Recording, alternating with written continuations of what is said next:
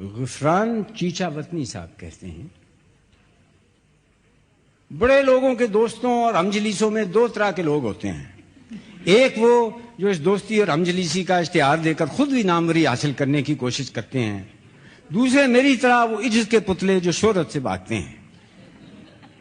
فیض صاحب کے متعلق کچھ لکھتے ہوئے مجھے تأمل ہوتا ہے، دنیا حاسدان بد سے خالی نہیں. اگر کسی نے کہہ دیا کہ ہم نے تو اس شخص کو کبھی فیض صاحب کے پاس اٹھتے بیٹھتے نہیں دیکھا، تو کون ان کا قلم پکڑ سکتا ہے؟ احباب پرزور اصرار نہ کرتے تو بندہ بھی اپنے گوشہ گمنامی میں مست رہتا. پھر بعض باتیں ایسی ہیں کہ لکھتے ہوئے خیال ہوتا ہے کہ یہ لکھنے کی ہیں بھی یا نہیں. مثلاً یہی کہ فیض صاحب جس زمانے میں پاکستان ٹائمز کے ایڈیٹر تھے، کوئی اداریہ اس وقت تک پریس میں نہ دیتے تھے جب تک مجھے دکھا نہ لیتے.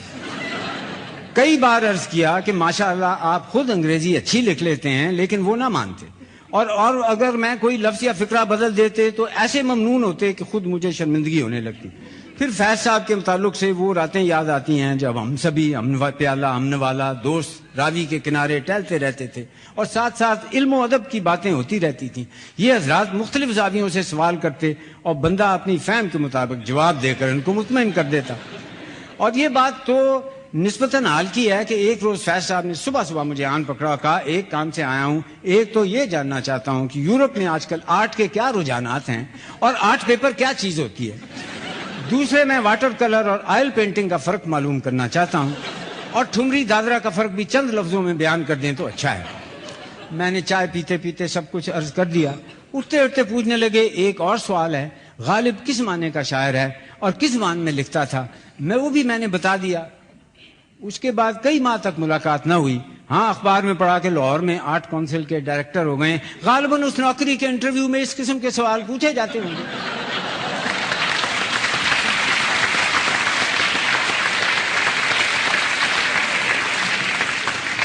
اکثر لوگوں کو تعجب ہوتا ہے کہ نقش فریادی کا رنگ کلام اور ہے، فیض صاحب کے بعد کے مجموعے دست صبا اور زندہ نامے کا اور ہے. اب چونکہ اس کا پس منظر راز نہیں رہا، بعض حلقوں میں بات پھیل گئی ہے، لہذا چھپانے کا کچھ فائدہ نہیں. فیض صاحب جب جیل گئے، ویسے تو ان کو زیادہ تکلیف نہیں ہوئی، لیکن کاغذ قلم ان کو نہیں دیتے تھے اور نہ شعر لکھنے کی اجازت تھی. مقصد اس کا یہ تھا کہ ان کی آتش نوائی پر قدغن رہے اور لوگ انہیں بھول بھال جائیں. لیکن وہ جو کہتے ہیں تدبیر کنت بندہ تقدیر زنت خندہ، فیض صاحب جیل سے باہر آئے، سالم تانگا لے کر سیدھے میرے پاس تشریف لائے. ادھر ادھر کی باتیں کرنے کے بعد کہنے لگے، اور تو سب ٹھیک ہے، لیکن سوچتا ہوں میرے ادبی مستقبل کا اب کیا ہوگا. میں نے مسکراتے ہوئے میز کی دراز میں سے کچھ مسودے نکالے اور کہا، یہ میری طرف سے نظر ہیں. پڑھتے جاتے تھے اور حیران ہوتے جاتے تھے. فرمایا، بالکل یہی جذبات میرے دل میں آتے تھے، لیکن ان کو قلم بند نہ کر سکتا تھا. آپ نے اس خوبصورتی سے نالے کو پابند نہ کیا ہے کہ مجھے اپنا ہی کلام معلوم ہوتا ہے. میں نے کہا، برادر عزیز، تم پر جیل میں جو گزرتی ہے وہ میں یہاں بیٹھے بیٹھے محسوس کر لیتا تھا، ورنہ من آنم کے من دانم. بہرحال اب اس کلام کو اپنا ہی سمجھو، بلکہ اس میں میں نے تخلص بھی تمہارا ہی باندھا ہے. اور ہاں، نام بھی میں تجویز کیے دیتا ہوں. آدھے کلام کو دست صبا کے نام سے شائع کر دو، آدھے کو زندہ نامہ کا نام دو. اس پر ان کو تأمل رہا. بولے، برا سا لگتا ہے کہ ایسا کلام جس پر ایک محب صادق نے اپنا خون جگر ٹپکایا ہو اپنے نام سے منسوب کر دوں. میں نے کہا، فیض، دنیا میں چراغ سے چراغ جلتا ہے. شیکسپیئر بھی تو کسی سے لکھوایا کرتا تھا، اس سے اس کی عظمت میں کیا فرق آیا؟ اس پر لاجواب ہو گئے اور رکت طاری ہو گئی. فیض صاحب میں ایک بات میں نے اور دیکھی، بڑے ظرف کے آدمی ہیں. ایک طرف تو انہوں نے کبھی کسی پر یہ راز افشا نہ کیا کہ یہ مجموعے ان کی نتیجہ فکر نہیں. دوسری طرف جب لینن نے نام لے کر آئے تو تمغہ اور آدھے روبل میرے سامنے ڈھیر کر دیے کہ اس کے اصل حقدار آپ ہیں. اس طرح کے بہت سے واقعات ہیں، بیان کرنے لگوں تو ایک کتاب ہو جائے. لیکن جیسا میں نے عرض کیا، نمود و نمائش سے اس بندے کی طبیعت ہمیشہ نفور رہی ہے. وما توفیقی الا باللہ.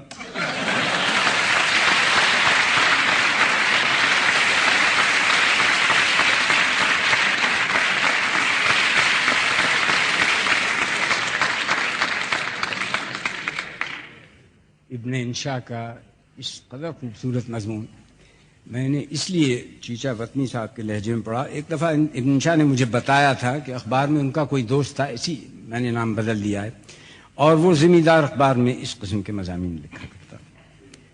صاحب وہ میرے چچا کا یہ قصہ ہمارے خاندان میں اب بھی ایک دوسرے کو محظوظ کرنے کے لیے سنایا جاتا ہے. وہ قصہ یہ ہے کہ میرے چچا ایک صاحب حیثیت کے یہاں شام کے کھانے کی ضیافت میں گئے تو وہاں سر عبد القادر بھی تشریف فرما تھے. صاحب خانہ کی بیگم پر انگریزیت سوار تھی, جاڑا سخت تھا, آتش دان میں آگ روشن تھی. جب لکڑیاں راکھ ہوئیں تو بیگم نے نوکر کو آواز دی اور کہا, بہرا یہ دیکھو آگ باہر ہو گیا. وہ ترجمہ تھا, the fire is out. تو یہ ترجمہ سن کر لوگ محظوظ ہوئے. اس پہ کھانا ہو چکا, پھل میز پر لائے گئے تو سر عبد القادر نے انگور والی تشتری اٹھا کر صاحب خانہ کی بیگم سے کہا, انگور کوشش کیجئے.